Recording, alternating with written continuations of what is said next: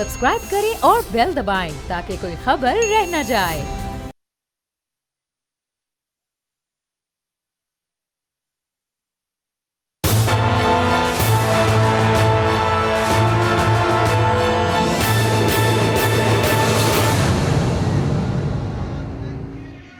अस्सलाम वालेकुम नाज़रीन, मैं हूँ आपका मेज़बान समी इब्राहिम और आप देख रहे हैं प्रोग्राम तज़किया। मेरे साथ मेरी को एंकर हैं अलीना इलियास।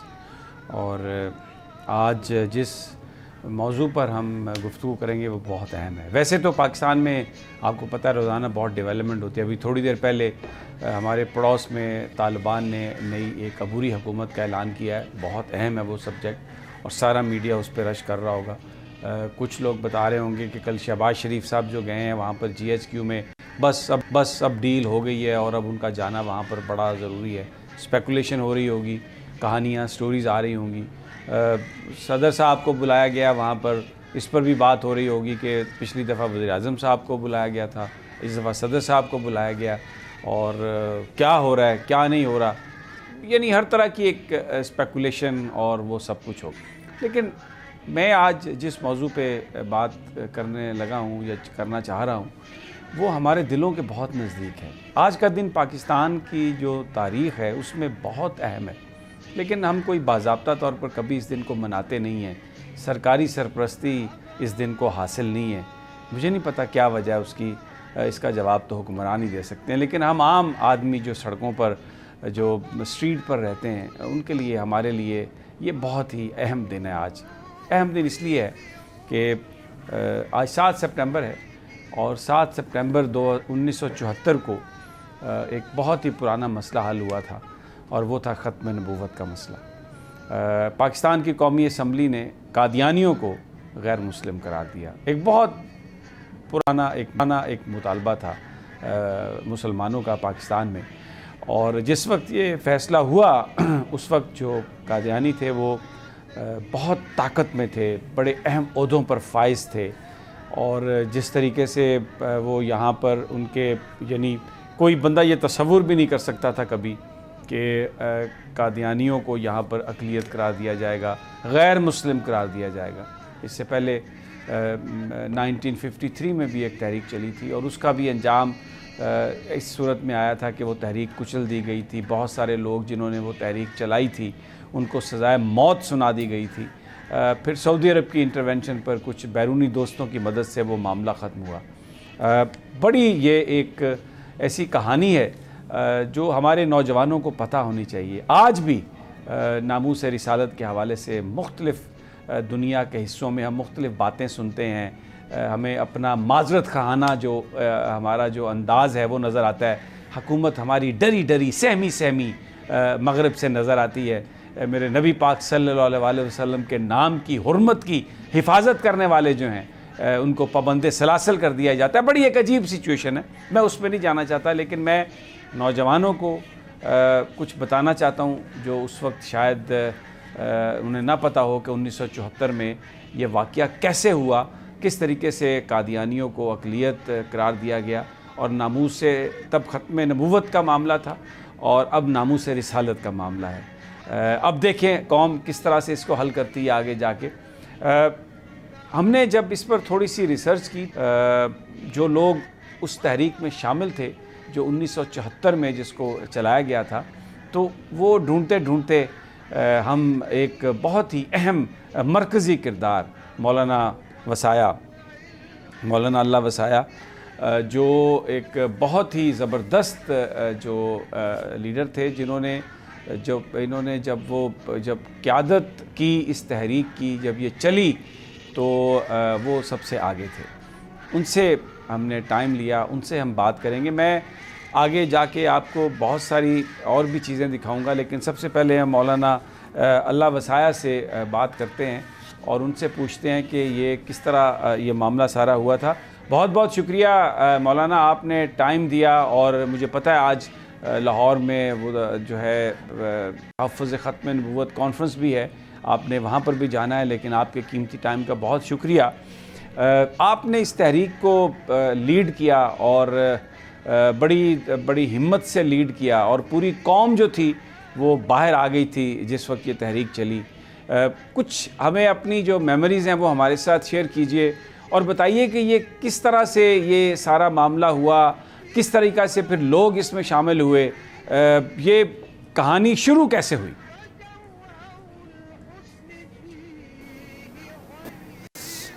ہوا یہ تھا کہ 22 مئی 1974 کو نشتر میڈیکل کالج کے طلباء کا ایک وفد سوات کے دورے پر جانے کے لیے کراچی وہ پشاور کے لیے انہوں نے چناب ایکسپریس سے بکنگ کرائی تھی۔ جس وقت وہ ٹرین چناب نگر کے اسٹیشن پر پہنچی تو قادیانی حضرات کی اس زمانے میں عادت تھی کہ اپ اور ڈاؤن پیسنجر ٹرینوں پر وہ لٹریچر تقسیم کرتے تھے۔ انہوں نے اپنا لٹریچر نشتر میڈیکل کالج کے طلباء کو دیا تو طلباء نے قادیانیوں کے اس لٹریچر کو دیکھ کر رد عمل کے طور پر ختم نبوت زندہ آباد، قادیانیت مرد آباد کے نعرے لگائے۔ قادیانیوں کے لیے یہ بات تشویش کا باعث تھی کہ کوئی کیوں کر جرأت کرے اس بات کی کہ ہمارے اسٹیشن پر ہمارے شہر میں ہمارے خلاف کوئی نعرہ لگے، تو وہ ان کا کوئی ایکشن لینا چاہتے تھے۔ 1 منٹ ٹرین کا سٹاپ تھا، وہ چلی تو طلباء دوڑ کر سوار ہو گئے اور یوں فساد ہوتے ہوتے رہ گیا۔ 29 مئی کو اس وفد نے اسی ٹرین کے ذریعے جس وقت واپس آنا تھا تو قادیانی قیادت کے مشورے سے، جو آگے چل کر پھر قادیانی جماعت کا لیڈر بھی بنا، ان کا نام نہاد خلیفہ میری مراد مرزا طاہر احمد سے ہے، تو اس کی سربراہی میں 2000 اوباش نوجوانوں نے جو لوہے کے مکے، یہ آہنی مکے، لوہے کے ہنٹر، ہاکییں، ڈنڈے اور سوٹیاں لے کر اسٹیشن پر موجود تھے، انہوں نے ان طلباء کو مارا، پیٹا، کسی کی ناک کی ہڈی ٹوٹی، کسی کی پسلی، کسی کا دانت ٹوٹا، کسی کا سر پھٹا، تو اس طرح کر کے اسٹیشن ماسٹر چونکہ اس وقت چناب نگر کا اس نام بھی روا تھا تو اس کا اسٹیشن ماسٹر قادیانی تھا، اس بندہ خدا نے 1 منٹ ٹرین رکنے والی ٹرین کو 1 گھنٹہ تک نہ چلنے دیا، جس کے نتیجے میں قادیانیوں نے مار مار کر ان طلباء کو ادمغا کر دیا۔ تو اس کے نتیجے میں پورے ملک کے اندر رد عمل کے طور پر تحریک چلی اور ہماری دینی قیادت نے تمام تر مسالک، اس میں دیوبندی، بریلوی، شیعہ اور اہل حدیث، تمام مکاتب بے فکر کی اس وقت جو پہلے درجہ کی قیادت تھی، ان کے مشورے کے بعد کال دی کہ ہماری جو ہے وہ گورنمنٹ سے مطالبہ ہے کہ ان کو غیر مسلم اقلیت قرار دیا جائے، ان قادیانیوں کے ساتھ ہماری کوئی ذاتی لڑائی نہیں۔ دیکھیے، ایک صاحب میرے نبی علیہ السلام کو معاذ اللہ گالی دیتے ہیں یا میرے والد کو لیے پھرتے ہیں UNO کے چارٹر کو، تو اگر کوئی شخص میرے نبی علیہ السلام کو گالی دے تو دنیا کا کوئی قانون نہیں کہ جو مجھے مجبور کرے کہ تم اس کے دروازے پر ضرور جاؤ۔ میں نہیں جاتا اس کے دروازے پر جو میرے مذہب کی توہین کا ارتکاب کرتا ہے۔ تو اگر دنیا کے کچھ حقوق ہیں تو ہمارے بھی، تو ہماری قیادت نے فیصلہ کیا کہ قادیانیوں سے الجھنے کی بجائے ہم قادیانیوں کے ہاں نہیں جاتے، وہ ہمارے ہاں نہ آئیں۔ تو یہ پرامن احتجاج ریکارڈ کرانے کا ایک آئینی راستہ تھا، جس کے اللہ تعالیٰ نے اتنی پذیرائی بخشی کہ کراچی سے لے کر خیبر تک تمام مکتبہ حیات کے لوگ اس تحریک کے اندر کشاں کشاں چلے آئے اور یوں حق تعالیٰ نے اس ایک پرامن تحریک کو جو ہے وہ اپنا اس طرح پروان چڑھنے کا موقع میسر فرما دیا جی۔ بالکل، آپ نے بڑی تفصیل سے یہ بات مولانا اللہ وسعہ، جس وقت یہ سارا واقعہ ہوا جو آپ نے ابھی بیان فرمایا، تو آپ اس وقت کہاں تھے؟ کس طرح سے آپ کو اطلاع ملی؟ پھر کس طریقے سے سارے اس معاملے کو آپ آگے لے کے چلے؟ اگر آپ اپنی میموریز ہمارے ساتھ اگر شیئر کر سکیں تو۔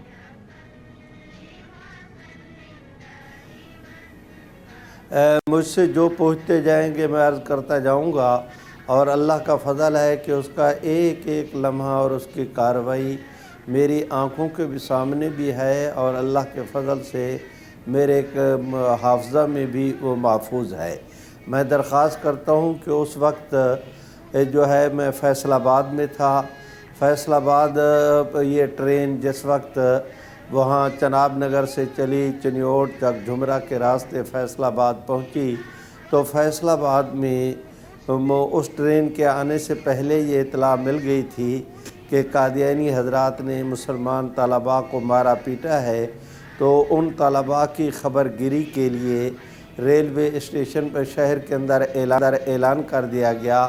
لوگ ٹھنڈے پانی کے کولر، شربت کے، مئی کا مہینہ تھا تو یہ ٹھنڈے پانی کے کولر اور شربت، چائے، تھرماس لے کر وہ وہاں پر پہنچے، اور اس وقت جو فیصل آباد کا ڈسٹرکٹ ہسپتال ہے ان کے ڈاکٹر صاحبان سے بھی کہا گیا کہ وہ مہربانی کر کے ان طلباء کو فرسٹ ایڈ مہیا کریں، چنانچہ ان کی بھی ایک بھرپور ٹیم آئی ہوئی تھی۔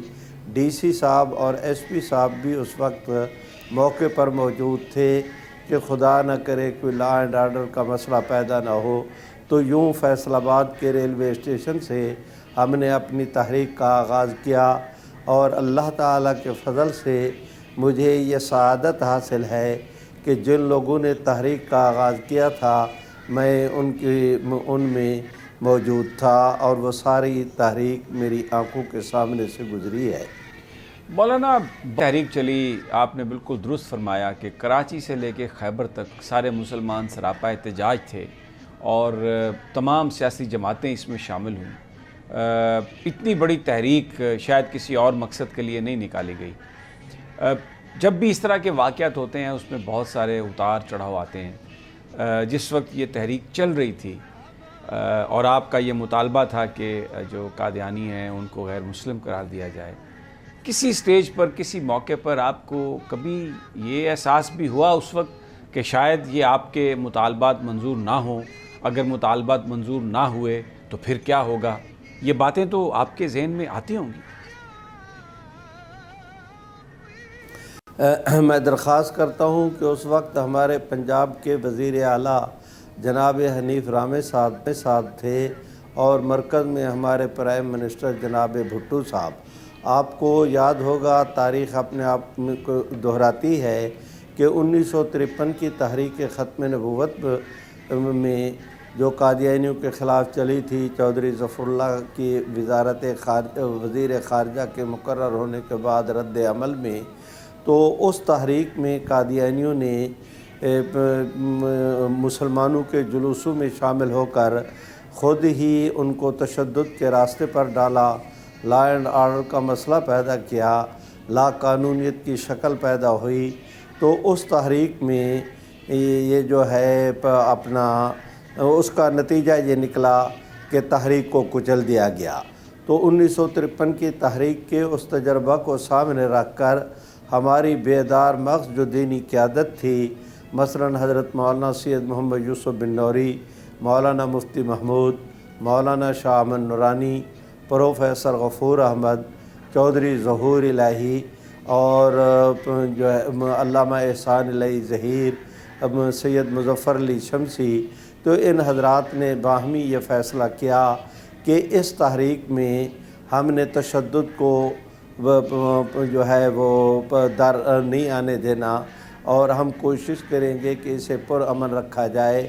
چنانچہ پوری تحریک گواہ ہے اس بات کی کہ اللہ کے فضل و کرم سے آئینی طور پر گورنمنٹ سے مطالبہ کیا گیا، اور اس وقت نیشنل اسمبلی میں مولانا مفتی محمود، مولانا عبدالحق صاحب، مولانا غلام غوث، مولانا عبدالحکیم، مولانا شاہ احمد نورانی، عبدالمصطفیٰ اظہری، مولانا صدر الشہید، ایک بھاری بھرکم ہماری دینی قیادت نیشنل اسمبلی کے اندر بھی موجود تھی، باہر بھی قیادت موجود تھی۔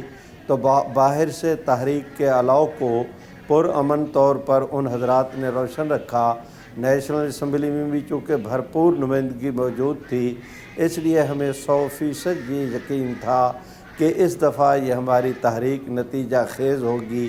ہر چند کے گورنمنٹ کے بعض اقدامات کی وجہ سے تشویش ضرور پیدا ہوتی تھی کہ کوئی ابتلا پیش نہ آ جائے، لیکن ہم یہ نہیں کہہ سکتے کہ تحریک چلاتے ہی ہمیں یقین ہو گیا تھا کہ 100% ہمارے مطالبات مانے جائیں گے۔ لیکن اس تحریک جو وہ تحریک چلتی گئی اور جس والہانہ پن کے ساتھ پبلک نے اس تحریک کے اندر حصہ لیا اور جو اسے عروج ملتا گیا تو ہمیں بھی یقین ہوتا گیا کہ ہم اپنی منزل کے قریب مولانا ہو رہے ہیں۔ آپ بالکل تحریک زور پکڑتی گئی، آپ نے بھی بڑی ہمت سمجھداری سے سب کچھ کیا، لیکن وہ وقت تھا جب جو قادیانی تھے وہ بہت اہم عہدوں پر فائز تھے، بہت بڑی ان کی طاقت تھی، تو یقیناً وہ اس راستے میں بڑی رکاوٹ بنے ہوں گے، کیونکہ یہ عقیدے کے حوالے سے فیصلہ تھا، تو وہ تو اس فیصلے کو انہوں نے رکوانے کی بھرپور کوشش بھی کی ہوگی اس حوالے سے۔ اور کچھ چیزیں ایسی جو آپ خود سے اگر میرے ساتھ شیئر کرنا چاہیں، اگر اس وقت جو کچھ بھی ہوا آپ کے ذہن میں، جیسے آپ نے فرمایا کہ سب کچھ تازہ ہے۔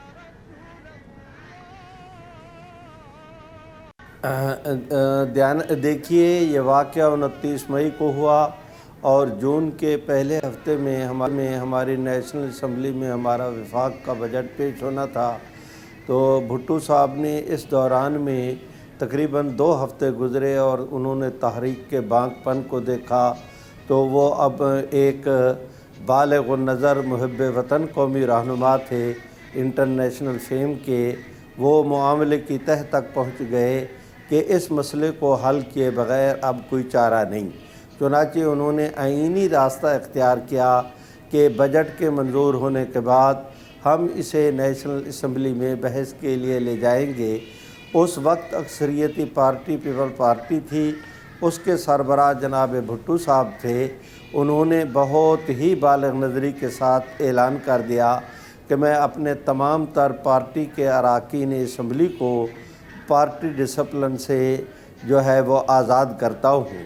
وہ اپنے ایمان اور عقیدے کی بنیاد پر نیشنل اسمبلی میں عقیدہ ختم نبوت کے حوالے سے قادیانی مسئلے پر غور و فکر کر لیں۔ اس غور و فکر کے بعد جو ان کے ضمیر کا فیصلہ ہو وہ اس کے مطابق اپنا ووٹ کا حق استعمال کریں، پارٹی کی طرف سے ان پر کوئی پابندی نہیں ہوگی۔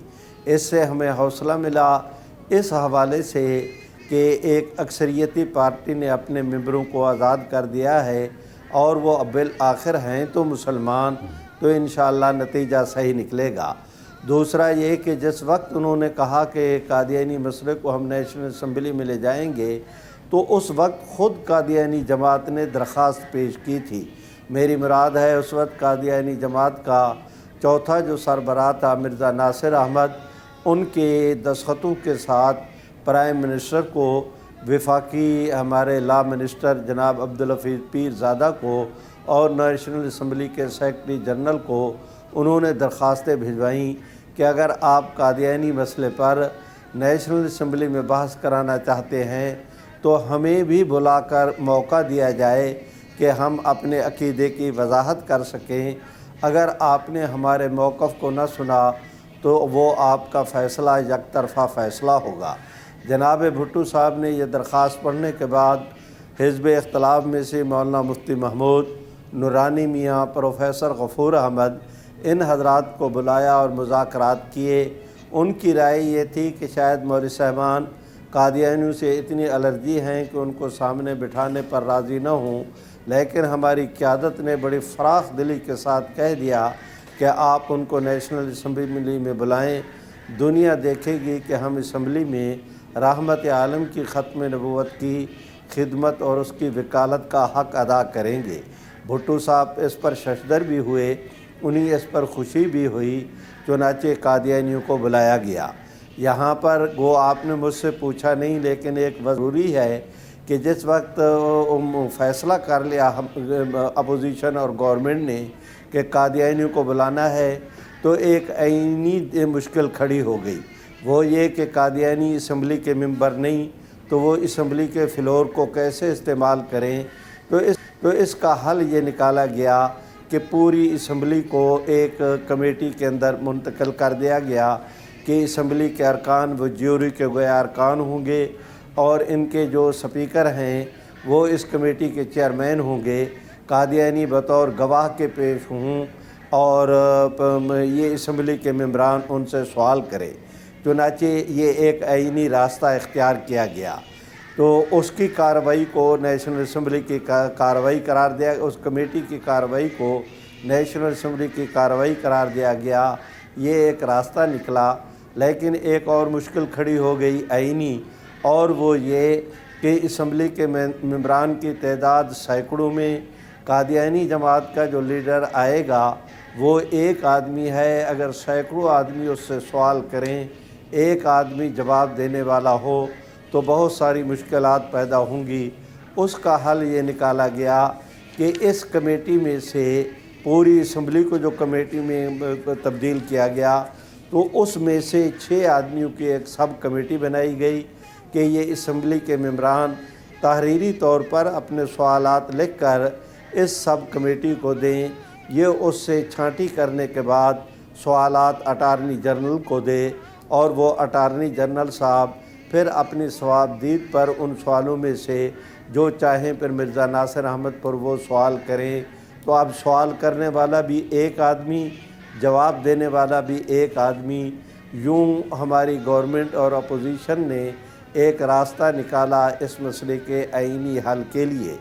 11 دن مرزا ناصر احمد پر جرا ہوئی، 2 دن لاہوری گروپ کے صدر الدین صاحب تھے سربراہ، ان پر جرا ہوئی، 13 دن اس مسئلے پر قادیانی حضرات سے جرا ہوئی۔ اس کے بعد اسمبلی کے ممبران نے تقریریں اور اپنی تجاویز دینی شروع کیں، تو یہ تقریباً درمیان میں چھٹیاں بھی آئی۔ ایک دفعہ بندرا نائکے تشریف لائی تھی، انہیں بھی اسمبلی میں خطاب کا موقع دیا گیا۔ تو یہ اس طرح کے جو ہے 2 مہینے تک یہ مسلسل اجلاس ہوتے رہے اور مجموعی طور پر 96 گھنٹے قادیانی ایشو پر نیشنل اسمبلی کے اندر بحث ہوئی، اور مجھے خوشی ہے اس امر کی کہ وہ سرکاری طور پر جو ریکارڈ تھا ہائی کورٹ کے حکم پر نیشنل اسمبلی نے یہ جناب زرداری صاحب کے عہد اقتدار میں اس پوری کارروائی کو چھاپ دیا ہے۔ اب وہ کوئی راز نہیں رہا، ایک ایک لفظ جو اسمبلی میں زیر بحث آیا سرکاری طور پر ریکارڈ کو سامنے رکھ کر اس کو گورنمنٹ نے مرتب کیا، تو اب وہ نیٹ پر بھی موجود ہے، کتابی شکل میں بھی ہم نے اسے چھاپ دیا۔ تو اب اللہ کے فضل و کرم سے پوری دنیا کا جو شخص بھی چاہے وہ اس بحث کو دیکھ سکتا ہے، اور وہ اتنی خوبصورت بحث ہے کہ جو آدمی ایک دفعہ کھلے دل کے ساتھ بغیر کسی تحفظ کے اس کو پڑھ لے تو میں یقین کے ساتھ کہتا ہوں کہ قادیانی مسئلہ اس کے سامنے 100% علم نشرہ ہو جاتا ہے۔ تو یہ اسمبلی میں لے جانے کا اور اس میں بحث کرنے کا کہ ہمیں بھی موقع دیا جائے، یہ خود قادیانی حضرات نے موقف اختیار کیا تھا، ان کے موقف کو گورنمنٹ نے مانا، اور یوں ایک سبیل نکلی کہ حق تعالی نے آئینی طور پر ایک قانون ساز ادارے سے اس مسئلے کو ہمیشہ کے لیے حل کرا دیا۔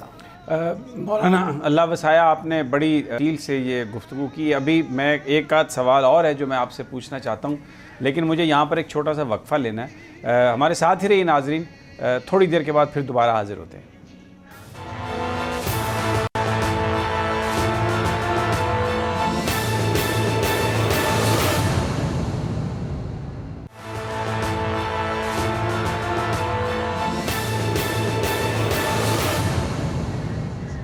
ویلکم بیک ناظرین، ہم بات کر رہے ہیں آج کے دن کی، ایک تاریخی حیثیت ہے، اور 1974 میں آج کے دن قادیانیوں کو غیر مسلم قرار دیا گیا۔ بڑی ایک جدوجہد تھی۔ بریک پر جانے سے پہلے آپ نے مولانا اللہ وسعہ سے سنی ساری گفتگو کہ کس طریقے سے یہ آبجیکٹیو اچیو کیا گیا۔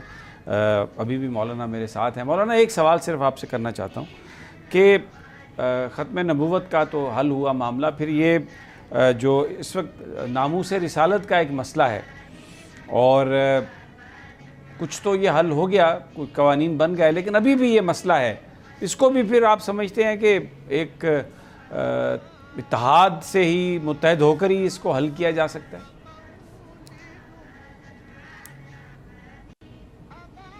دیکھیے, جہاں تک تحفظ ناموس رسالت کی بات ہے تو آپ حضرات کی جنرل ضیاء الحق صاحب کے زمانے میں اس وقت کی جو اسمبلی تھی انہوں نے اس پر قانون سازی کی ہائی کورٹ میں, اور اس کے بعد پھر سپریم کورٹ میں اس پر ریٹ ہوئی, اور یوں سپریم کورٹ کے فیصلے کے بعد ایک اس کے متعلق قانون منظور ہوا.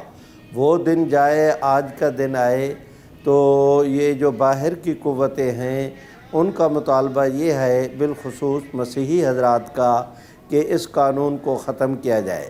پہلے تو ان مسیحی حضرات کو کوئی سمجھائے کہ سیدنا مسیح علیہ السلام کی عزت و ناموس کے خلاف یہودیوں نے نبی اکرم کے زمانہ سے پہلے ایک موقف اختیار کیا. وہ ان کے خاندان پر جرح کرتے تھے, مسیح علیہ السلام کی والدہ پر غلط الزام لگاتے تھے. قرآن مجید نے اس کی صفائی دی. آج کیا کیا جائے دنیا میں اس امر کا کہ جو لوگ مسیحی حضرات کے نبی سیدنا مسیح علیہ السلام پر الزام لگاتے تھے یہودی, مسیحیوں کی ان کے ساتھ دوستی ہے, اور جنہوں نے مسیح علیہ السلام کی صفائی کا موقف اختیار کیا اور سیدہ مریم کی عزت و ناموس کے پھریرے کو بلند کیا, ان مسلمانوں کے سے مسیحی دوست ان کا شکریہ ادا کرنے کی بجائے آج گویا ان سے یہ مطالبہ کرتے ہیں کہ ہم تمہارے نبی علیہ السلام کو جتنی چاہیں گالیاں دیں, تمہارا آئین اس میں رکاوٹ نہ ہو. ہمارے لیے مشکل یہ ہے کہ جس آدمی کے اوپر کیس دائر ہوتا ہے عدالت فیصلہ کرتی ہے, یورپی یونین قراردادیں منظور کرا کے ان ملزمان کو رہا کرا لیتی ہے, اور اس کا نقصان یہ ہوتا ہے کہ باہر کے یہ ہمارے ملک کے اندر رہنے والے غیر مسلم بالخصوص مسیحیوں کو یہ راستہ نظر آ گیا کہ جس نے باہر کی دنیا کا ویزا حاصل کرنا ہے اس کے لیے شارٹ کٹ راستہ یہ ہے موٹر وے کی طرح کہ معاذ اللہ پیغمبر اسلام کو گالیاں دیتے جاؤ اور باہر کے ویزے حاصل کرتے جاؤ. چنانچہ کچھ عرصہ پہلے یہ سب سے آخر کے اندر ابھی حالیہ طور پر کہ 2-4 ہفتے پہلے کی بات ہوگی, وہ ایک شفقت صاحب اور اس کی اہلیہ شگفتہ کو رہا کرایا گیا. یہ دونوں گوجرے کے رہنے والے تھے. انہوں نے اپنے موبائل فون سے پیغمبر اسلام کی اہانت پر مبنی اتنا خطرناک اور غلیظ قسم کا میسج بھیجا. یہ دونوں وہ میسج ٹریس ہوا, پکڑے گئے, اور یہ موبائل کمپنی نے اس کا پورا ڈیٹا دیا, اس کے اوپر دستخط کیے, اور ایس پی سطح کے افسر نے اس کیس کو دیکھنے کے بعد پرچے درج کرنے کا آرڈر ہوا. ایس پی نے اس کی انکوائری کی. انہوں نے ان سے پوچھا کہ آپ نے یہ میسج کیا, تو میاں بیوی دونوں نے تسلیم کیا کہ ہم نے میسج کیا. ان سے پوچھا گیا کہ تم نے پیغمبر اسلام کی اہانت کیوں کی؟ واضح طور پر انہوں نے اقبال جرم کیا کہ ہم نے محض اس لیے کیا کہ باہر کی دنیا کا ہمیں ویزا مل جائے. چنانچہ یہ بات ریکارڈ پر ہے. تو یہ ہماری حکومت کا فرض بنتا ہے, ایک بھی ملزم کو اگر بروقت سزا مل جاتی ہمیشہ کے لیے یہ راستہ بند ہو جاتا. بہت بہت شکریہ, بہت شکریہ آپ کا ملا وسائل صاحب, بہت شکریہ آپ کا. بڑی آپ نے تفصیل سے علینا, یہ جو آخر میں انہوں نے بات کی نا, یہ بڑی ایک ایسی بات ہے کہ بہت سارے لوگ جس طرح یہاں پر سیاسی مقدمات جھوٹے اپنے اوپر قائم کروا لیتے ہیں, گے رائٹس کے بارے میں بات کرتے ہیں, ہیومن رائٹس کے بارے میں بات کرتے ہیں, اور پھر اپنے آپ کو کہتے ہیں کہ جی ہماری زندگی جو ہے وہ خطرے میں, اور باہر جا کے وہ پناہ لے لیتے ہیں. بالکل یہی کیس انہوں نے ابھی جو بتایا کہ انہوں نے جو بھی مفاد پھینکا, یہ وجہ پھر انٹینشن یہ بتائی کہ ہمارا مقصد یہ نہیں تھا کہ ہم کوئی تصدیق کریں, لیکن ہمیں وہاں پر جانا ہے, اور وہ یہ اس طریقے سے ہمیں پولیٹیکل اسائلم مل سکتی ہے. لیکن یہ اس طرح کے جو معاملات ہیں, اس طرح کے جو واقعات ہیں, تو اس کو دیکھتے ہوئے جو سخت قوانین ہیں ان میں تو آپ نرمی نہیں کر سکتے. سر بالکل بھی نہیں کر سکتے. کچھ چیزیں ایسی ہیں جس میں ہم کمپرومائز نہیں کر سکتے. جیسے کہ مولانا صاحب نے بتایا کہ 29 مئی کو آغاز ہوا اس کا, نہیں 29 مئی وہ جو انسیڈنٹ ہوا وہ انسیڈنٹ ہوا اور جون کے فرسٹ ویک میں اس کو ٹیک اپ کر لیا گیا اور 2.5 سے 3 مہینے کے اندر اندر وہ ڈبیٹ اور ڈسکشن ہوئی اور اس کے بعد مکمل طور پہ قانون سازی ہوئی. اب ہم یہاں پہ پچھلے دنوں سے دیکھتے ہیں کہ آپ تحریک لبیک کا ایشو دیکھ لیں جو ہمارے سامنے ہے, جو بھی ناموس رسالت کی بات کرتا ہے اس کے ساتھ کیا کیا جاتا ہے, اسے نظر بند کر دیا جاتا ہے. آپ اس طرح کے میسیجز دے رہے ہیں جہاں پر آپ کو قوانین ان لوگوں کے خلاف سخت کرنے چاہیے, وہاں پر آپ ان لوگوں کے خلاف سخت کر رہے ہیں جو ناموس رسالت کی بات کرتے ہیں. اور اسی طریقے سے اگر مزید ناموس رسالت کی بات کی جاتی ہے تو ہم پچھلے دن دیکھتے ہیں, پچھلے کچھ سالوں میں ہم نے دیکھا کہ لوگوں کو پھانسی پر بھی چڑھایا گیا. تو آپ میسج کیا دینا چاہ رہے ہیں, کس طرح کا میسج دینا چاہ رہے ہیں؟ بالکل ٹھیک ہے. اچھا اب میں جو تھوڑا سا اسی واقعے کو, جو ختم نبوت والا جو معاملہ ہے, مولانا اللہ وسعیہ نے ساری کہانی سنائی آپ کو, جو سٹرگل تھی, جو باہر سٹرگل ہوئی, وہ آپ نے بات ان کی سنی. قومی اسمبلی کے اندر کیا صورتحال تھی اس وقت, کیا ہوا؟ بہت ہم نے کوشش کی, ہمیں ویڈیوز تو نہیں مل سکیں, ہم نے بڑی اس میں ریسرچ کی, لیکن مولانا مفتی محمود جن کو یہ اعزاز حاصل ہے کہ انہوں نے حزب اختلاف کی طرف سے اور حزب اقتدار کی طرف سے وہ نمائندہ بنے, اور مرزا ناصر کے ساتھ انہوں نے وہاں پر وہ جو مناظرہ ہوا, جو بھی گفتگو ہوئی, وہ کس طریقے سے یہ سارا معاملہ آگے لے کے چلے. تو وہ بیان کرتے ہیں کہ مرزا ناصر جو ہیں وہ 200 صفحات پر مشتمل بیان لے کر آئے, اور پارلیمنٹیرینز جو تھے ابتدا میں ان کی شخصیت سے بڑے متاثر نظر آ رہے تھے. یہ مولانا مفتی محمود جو ہیں وہ یہ بیان کر رہے ہیں, آئیے انہی کی زبانی میں آپ کو سنواتا ہوں. مولانا مفتی محمود یہ بھی بیان کرتے ہیں کہ کیونکہ اگر آپ کسی قادیانی سے بات کریں تو وہ آپ کو گفتگو میں الجھانے کی کوشش کرتے ہیں, بیچ میں ایک لے آتے ہیں کہ جی مرزا جو ہے وہ امتی نبی تھا. اب یہ امتی نبی کیا چیز ہے, کس طریقے سے وہ جو معصوم مسلمان ہیں ان کے ذہنوں سے کس طرح کھیلتے ہیں, کس طرح انہیں گھیرتے ہیں. اور یہ معاملہ مولانا مفتی محمود اس کی, کیونکہ وہ صاحب علم تھے, وہ اس معاملے پر بالکل چاہتے تھے کہ مرزا ناصر کلیئرٹی کے ساتھ بات کرے تاکہ ممبران کو پتہ چل سکے.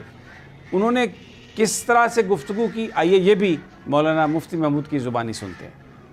پہلا سوال ہم نے ان سے کہا کہ آپ مرزا صاحب کے بارے میں کیا کہتے ہیں, وہ کون تھے؟ اس نے جواب میں کہا کہ وہ امتی نبی تھے. اس سے پوچھا کہ امتی نبی کسے کہتے ہیں؟ اس نے کہا کہ جناب نبی کریم علیہ الصلوۃ والسلام کی امت میں سے کوئی فرد آپ کا اتباع کرتے ہوئے جب نبوت کا مقام حاصل کر لیتا ہے آپ کے اتباع سے, آپ کی امت میں کا ایک فرد, تو اسے امتی نبی کہتے ہیں. یہ مقام انہیں حاصل تھا. اس سے پوچھا کہ کیا مرزا صاحب سے پہلے 1300 سال میں کوئی شخص اور بھی امتی نبی بنا؟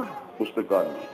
ہم نے کہا کہ حضرت صدیق اکبر رضی اللہ تعالی عنہ وہ بھی کیا آپ کے اتباع سے اس مقام کو حاصل کر چکا تھا یا نہیں؟ انہوں نے کہا نہیں. جناب ہمارے فاروق رضی اللہ تعالی عنہ کیا وہ بھی امتی نبی تھے؟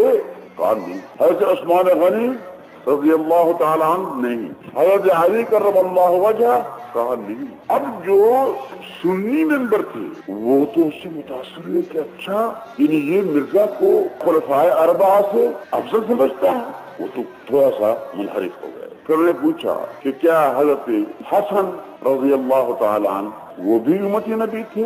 کہا نہیں. حضرت حسین رضی اللہ تعالیٰ عنہ کہا نہیں. شیعہ اس سے متنفر ہو گئے. آپ نے مولانا مفتی محمود کی گفتگو سنی کہ اس وقت جو ایک ماحول تھا, کیونکہ جو قادیانی تھے وہ ہماری سوسائٹی کا حصہ تھے اور اپنے آپ کو بہتر مسلمان سمجھتے تھے, تو وہ جو سنی ممبران تھے اور جو اہل تشیع تھے ممبران, ان کو یہ بتانے کے لیے کہ یہ بنیادی طور پر سوچتے کیا ہیں, کس طریقے سے سوچتے ہیں, تو وہ امتی نبی کے معاملے پر جو مولانا کے سوالات تھے, ان سوالات نے شیعہ ممبران کو اور سنی ممبران کو یہ باور کرایا, اس بات کا انہیں احساس دلایا کہ یہ مرزا ناصر جو بات کر رہا ہے یا جس عقیدے کی بات کر رہا ہے در حقیقت اس کا اسلام سے کوئی تعلق نہیں ہے اور یہ ایک ڈسٹورشن ہے. بڑی زبردست مولانا مفتی محمود کی یہ حکمت عملی تھی. اور مجھے یہاں پر ایک چھوٹا سا وقفہ لینا ہے, لیکن جب میں واپس آتا ہوں تو میں آپ کو مولانا مفتی محمود کی گفتگو کے کچھ اور حصے بھی سنواؤں گا جس میں وہ ختم نبوت کے معاملے پر بات کر رہے ہوں گے، اور مرزا جو غلام محمد جو بھی قادیان کا جو بھی ان کا جو بڑا ہیڈ ہے اس کے حوالے سے کہ اگر اس پر یقین نہ ہو تو کیسے آپ دائرہ اسلام سے خارج ہوتے ہیں یا نہیں ہوتے، جو ان کا قادیانیوں کا جو عقیدہ ہے اس کے مطابق۔ لیکن یہ سب ایک چھوٹے سے وقفے کے بعد۔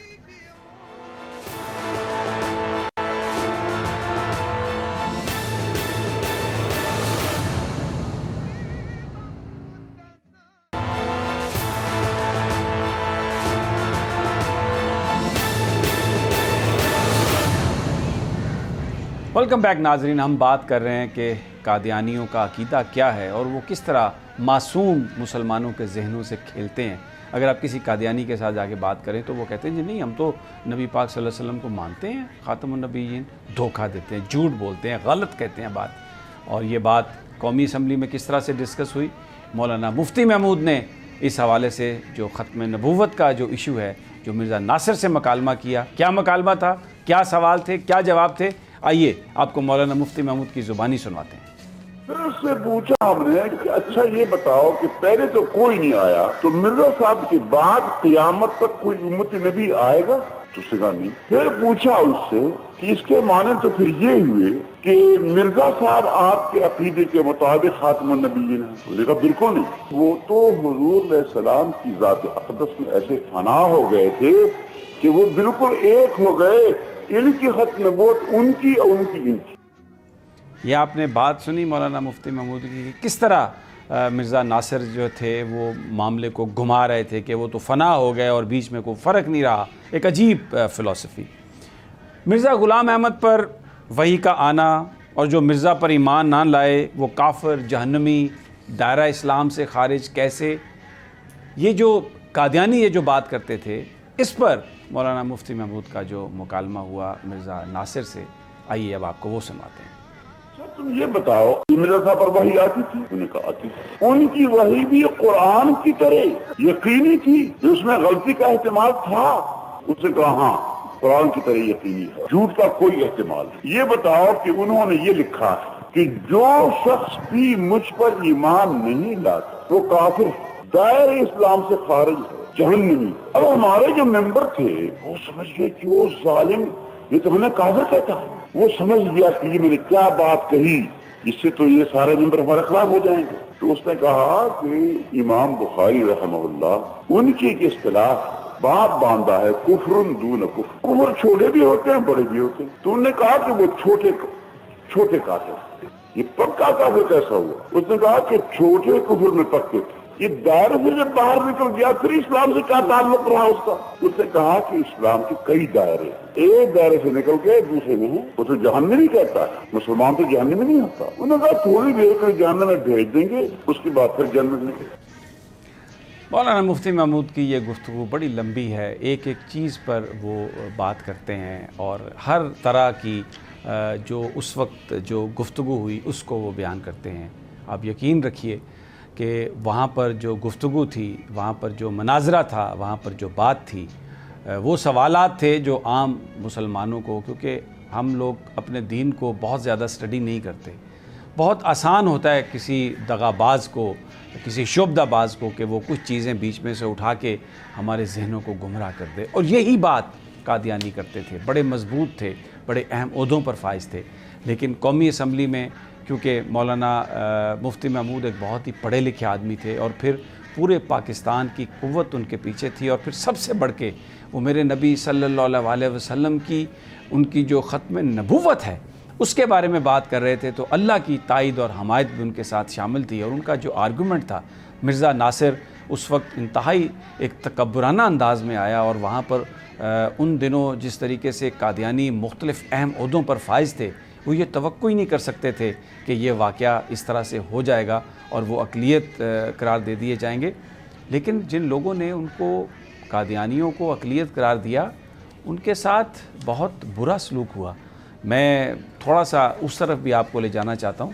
ذوالفقار علی بھٹو کی جو یادداشتیں ہیں جو کرنل رفیع نے بیان کی، جو آخری وقت ان کے ساتھ تھے جب انہیں پھانسی پہ لٹکایا گیا، تو وہ جو ان کی جو کتاب آئی، ان کے جو انٹرویوز آئے، اس میں وہ یہ کہتے ہیں کہ وہ بیان کرتے ہیں کرنل رفیع کہ احمد یہ ایک ایسا مسئلہ تھا جس پر بھٹو صاحب نے، یہ کرنل رفیع صاحب کہتے ہیں کہ کئی بار مجھ سے کچھ نہ کچھ کہا. ایک دفعہ کہنے لگے رفیع یہ لوگ چاہتے تھے کہ ہم ان کو پاکستان میں وہ مرتبہ دیں جو یہودیوں کو امریکہ میں حاصل ہے، یعنی ہر پالیسی ان کی مرضی کے مطابق چلے. ایک بار بھٹو صاحب نے کہا کہ قومی اسمبلی نے ان کو غیر مسلم قرار دیا ہے، اس میں میرا کیا قصور ہے؟ ایک دن اچانک مجھ سے پوچھا کہ کرنل رفیع کیا احمدی آج کل یہ کہہ رہے ہیں کہ میری موجودہ مصیبتیں ان کے خلیفے کی بد دعا کا نتیجہ ہیں؟ میں کال کوٹری میں پڑھا ہوں. ایک مرتبہ کہنے لگے اگر ان کے اعتقاد کو دیکھا جائے تو یہ حضرت محمد صلی اللہ علیہ وسلم کو آخری نبی ہی نہیں مانتے، اور اگر وہ مجھے ہی اپنے آپ کو غیر مسلم قرار دینے کا ذمہ دار ٹھہراتے ہیں تو کوئی بات نہیں. پھر کہنے لگے میں تو بڑا گناہ گار ہوں، اور کیا معلوم کہ میرا یہ عمل ہی میرے گناہوں کی تلافی کر سکے. بہت یہ ایک ایسی داستان ہے کہ جس کو اگر آپ سنیں تو آپ کو نظر آتا ہے کہ بڑی اس میں لوگوں نے اپنی جان کی قربانیاں دیں، کیونکہ یہ لوگ بہت طاقتور تھے. اب میں آپ کو ایک گفتگو سنواتا ہوں. ایک مجید قریشی جو قادیانی اور جس وقت ذوالفقار علی بھٹو کو پھانسی ہوئی وہ وہاں پر موجود تھے. آئیے ذرا اس کی گفتگو میں آپ کو سناؤں تاکہ آپ کو صحیح صورتحال کا اندازہ ہو سکے.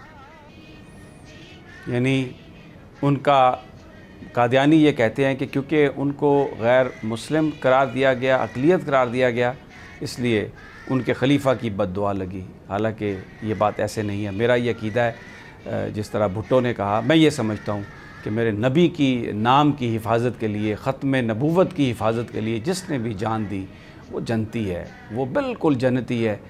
میرا عقیدہ یہ کہتا ہے. آپ لوگ مجھ سے اس سے یا کوئی اور مجھ سے اس سے ڈفر کر سکتا ہے. میں یہاں پر ایک بڑی اہم بات کہنا چاہتا ہوں، اس سے بیشتر کہ میں لینا آپ کی طرف آؤں. کوئی اگر قادیانی بن کے رہنا چاہتا ہے تو ہمیں اس پر کوئی اعتراض نہیں، لیکن وہ قادیانی ہونا ڈکلیئر کرے. پاکستان میں اس وقت مسئلہ سب سے بڑا یہ ہے کہ یہ لوگ ہماری صفوں میں چھپ گئے ہیں. یہ قادیانی ہیں، یہ پاکستان میں بڑے اہم عہدوں پر کل بھی فائز تھے، آج بھی فائز ہیں. اب یہ اپنے آپ کو چھپاتے ہیں، لیکن اس ملک کے قانون میں تبدیلیاں کرواتے ہیں. اس ملک کے اندر جو ایک بدامنی کی سی فضا ہے، وہ سوچیں ذرا، اگر آج خدا نہ خواستہ میرے منہ میں خاک پاکستان نہ رہے تو پاکستان کے قانون کے تحت قادیانی اقلیت ہے نا، غیر مسلم ہے. تو پھر اسی خطے میں اگر یہ ملک نہ رہے، یہ قانون نہ رہے، یہ آئین نہ رہے تو وہ غیر مسلم نہیں رہیں گے. وہ اپنی جو آئیڈینٹی ہے اس کو چھپاتے ہیں. اور جسٹس ہمارے شوکت صدیقی صاحب جو اسلام آباد ہائی کورٹ میں تھے، بڑا رائٹلی پوائنٹ آؤٹ کرتے رہے کہ بڑے اہم عہدوں پر فائز ہیں، اور تھوڑے عرصے کے بعد ہم دیکھتے ہیں کہ 295C کو ہٹانے کے لیے بہت کوششیں کی جاتی ہیں. اور میں جس کا علینا نے ذکر کیا، میں آپ کو ایک بات بتاؤں، مجھے اس سے کوئی پرواہ نہیں کہ کوئی میرے بارے میں کیا سوچتا ہے، لیکن جو ناموس رسالت ختم نبوت کی طرح بہت اہم ہے. آپ کتنا بھی کسی کو جیلوں میں ڈال دیں، کتنا بھی کسی کو آپ غیر قانونی قرار دے دیں، یہ مسلمانوں کے دل کی آواز ہے. اور پاکستان کے یہ مسلمان جنہوں نے اس ملک کو میرے نبی پاک صلی اللہ علیہ وسلم کے نام پر حاصل کیا، اس پر کبھی کمپرومائز نہیں کریں گے، کبھی بھی کمپرومائز نہیں کریں گے. اور اگر کوئی یہ سمجھتا ہے کہ کوئی کسی طرح کا قانون بنا کے، کوئی سزا دے کے، کسی کو جیل میں ڈال کے اگر آپ اس آواز کو دبا لیں گے تو ایسا نہیں ہوگا. اگر یہ بات ہوتی، ذوالفقار علی بھٹو اگر ڈر جاتے اس بات سے تو وہ قومی اسمبلی میں کبھی اس کو لے کے نہ جاتے. قادیانی بہت طاقتور تھے، بہت قریب تھے امریکہ کے بھی، بہت قریب تھے. آج بھی ان کے جو سینٹرز ہیں وہ امریکہ میں ہیں، یورپ میں ہیں، بڑی بڑی جائیدادیں ہیں، بڑی بڑی طاقتیں ان کے ساتھ ہیں. تو اگر آج آپ یورپین یونین سے یا کسی اور سے گھبرا کے میرے نبی پاک صلی اللہ علیہ وسلم کی ناموس پر کوئی اگر سودا کریں گے تو خدا کا عذاب جو ہے، بس اس سے ہمیں ڈرنا چاہیے. میری یہ دعا ہے کہ یہ ملک آزاد رہے، بستا رہے، یہاں پر اللہ تعالیٰ کی نعمتیں آئیں، اور یہ ملک نبی کے نام پر حاصل کیا گیا. اللہ تعالیٰ ہم سب کو یہ ہمت اور طاقت دے کہ ہم اس کے ناموس کی بھی اسی طرح حفاظت کر سکیں جس طرح مسلمانوں نے 1974 میں ختم نبوت کا معاملہ انتہائی دلیری اور ہمت سے طے کیا، اور اللہ تعالیٰ نے ان کی مدد کی. مجھے اجازت دیجیے، کل پھر انشاءاللہ ملاقات ہوگی. اللہ نگہبان.